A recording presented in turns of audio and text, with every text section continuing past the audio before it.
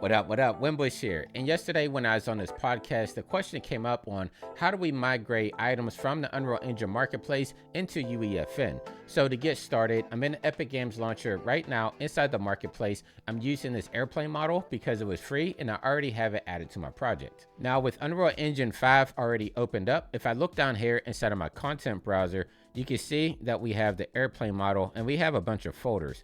Now, when you're working with UEFN, things like blueprints aren't going to come over. So you want to make sure you're only bringing over items that you're going to need. And so I'm going to select materials, hold down shift, meshes, and textures. And I'm just going to bring these three items over.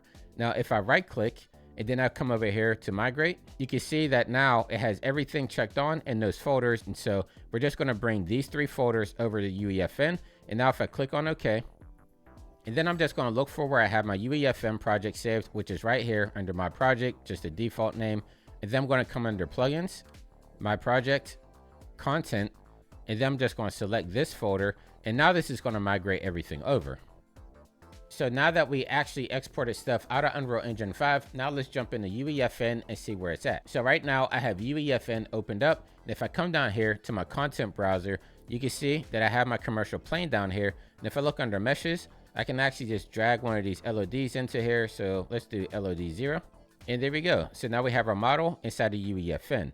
Now it's not always going to be cut and dry bringing some objects over to UEFN. So sometimes you have to look in the folder to just make sure that everything is up and up. So if I look down here, actually under my meshes, and I come over here to animations, you can see in the front gear that we have these little icons here that is saying that this isn't supported. So a lot of times you'll have to go through and delete some of these things out. I'm probably just going to actually go through and delete all the animations. And then if I look at any of my other folders, you can see I don't have anything in there in this material. So it looks like for the most part, everything is on the up and up. Actually delete this one right here because this is unsupported. So I could just delete this and there we go.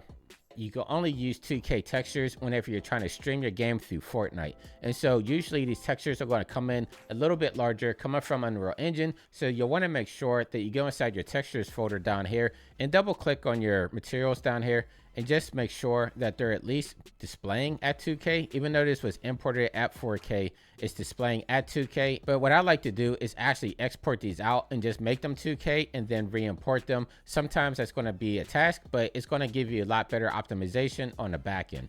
So in order to do that, I just come down, you just right click and you come right here where it says asset actions. And then you come down here to export and you would just save it out wherever you want. So this, I'm just going to keep the file name as is. And once you save it, this is what you're going to get. So you'll just have the PNG and you can just bring it into any photo editing system that you have like Photoshop or anything of that nature and just downsize it to 2K and then re-import it. Now let's launch Fortnite and see how everything looks. And you can actually see it actually gave me this message log that's giving me a bunch of errors because I didn't bring a lot of them in at 2K.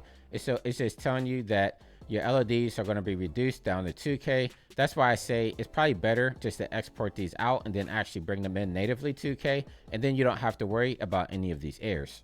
But now we're inside of Fortnite. And if I turn around, you can actually see we have our aircraft in here. Everything looks pretty nice, you know, even though we had those errors in there. You can always go through, just reapply your textures, but I say for the most part, this aircraft is looking nice within our scene.